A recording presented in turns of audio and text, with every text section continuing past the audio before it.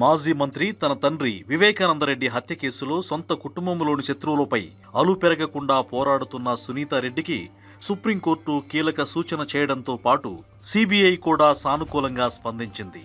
ఈ పరిణామాల ప్రకారం వైసీపీ అధ్యక్షుడు జగన్ రెడ్డికి 10 వారాల సమయం మాత్రమే మిగిలి ఉంటుంది.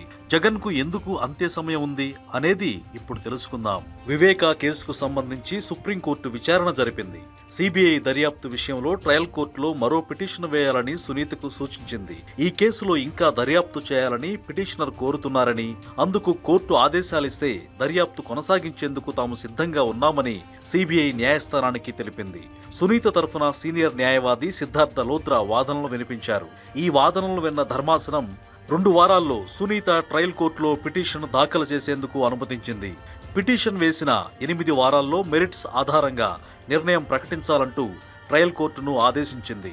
ట్రయల్ కోర్టు నిర్ణయం వచ్చేంత వరకు అన్ని బెయిల్ రద్దు పిటిషన్లపై విచారణలను వాయిదా వేసింది.